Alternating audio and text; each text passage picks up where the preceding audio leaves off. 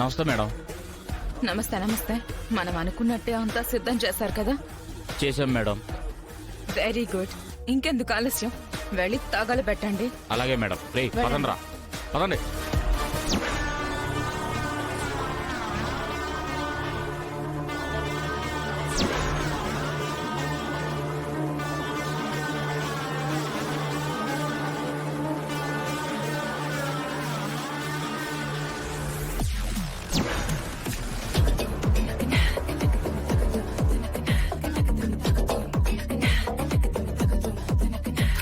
Ferocious, victorious, he's glorious, notorious.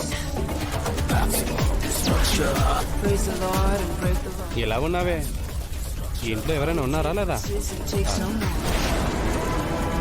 అయ్యో, photo studio తగలబడిపోతుంది. అన్న photo studio తగలబడిపోతుంది. Urgent గా phone చేయాలి. అన్న ఈశ్వరన్న, ఇక్కడ నీ ఫోటో స్టూడియో తగలబడిపోతుంది అన్న. త్వరగా రా అన్న ఇక్కడికి.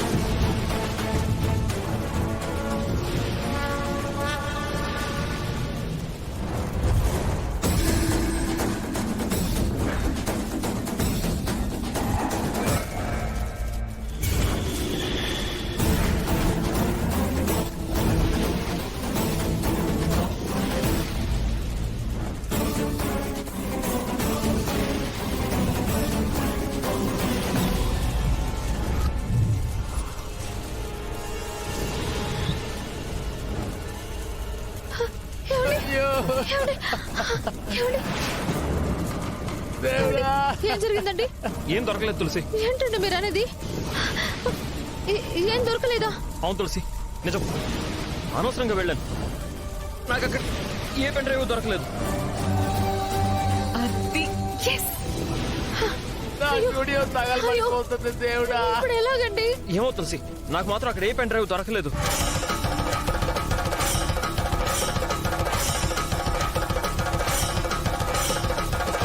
సార్, నా స్టూడియో అంతా నా కర్మ సార్. చూడండి, మేము అడిగింది ఏది మాకు దొరకలేదు. ఇదంతా మా బ్యాడ్ లక్ అనుకుంటాం. ఇంకా మీ స్టూడియో విషయం అంటారు. ఒకసారి నన్ను వచ్చి కలవండి. మీకు ఏ సాయం కావాలన్నా నేను చేస్తాను, సరేనా? అయ్యో, ఎలా తగలబడిపోతుందో చూడండి సార్. తులసి, నా స్టూడియో తగలబడిపోతుంది దేవుడా. అయ్యో అయ్యో.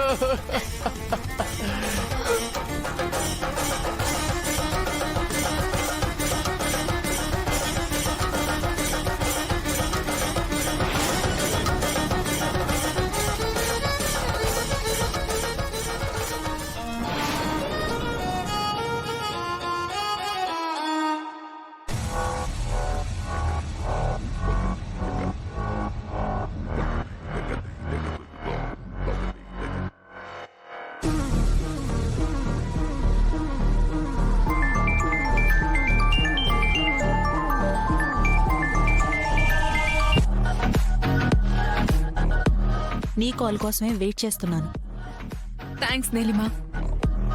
నువ్వు గనక నాకు ఇన్ఫర్మేషన్ ఇవ్వకపోయి ఉంటే ఈ పాటిక సిద్ధుకి ఆ ఎవిడెన్స్ దొరికిపోయేది. కానీ ఇప్పుడంతా మనం ప్లాన్ చేసినట్టే జరిగింది.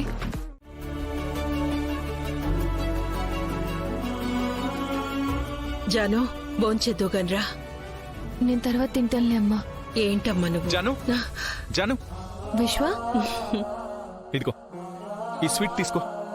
ఆంటీ, మీరు కూడా తీసుకోండి. తీసుకోండి. ఏంటి బాబు ఈ ఆనందం? చూస్తుంటే అది పెద్ద లాటరీ తగిలినట్టుంది. అంతకంటే గుడ్ న్యూస్ జాను, నా మీదున్న కేసు కొట్టేశారు. అంతేకాదు, నా సస్పెన్షన్, డిబార్ అన్ని ఎత్తేస్తామని కాలేజ్కి అటెండ్ అవ్వమని లెటర్ కూడా వచ్చింది. ఇదిగో నువ్వే చూడు.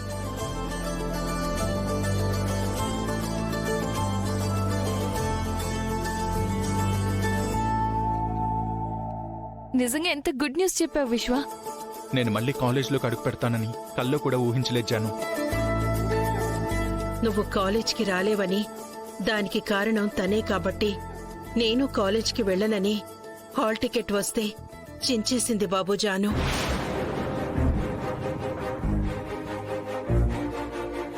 వాట్? Hall ticket చించేసావా?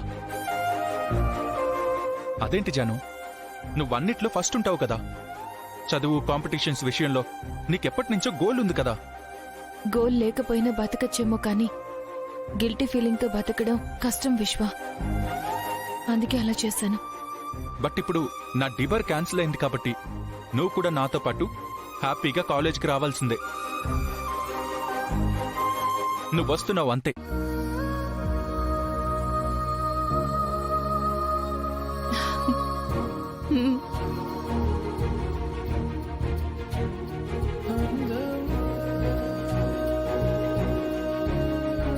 ఇంతకీ నా మీద కేసు కొట్టేయించింది, నా సస్పెన్షన్ ఎత్తేయించిన ఆ మహానుభావుడెవరో నాకు అస్సలు అర్థం కావడం లేదు.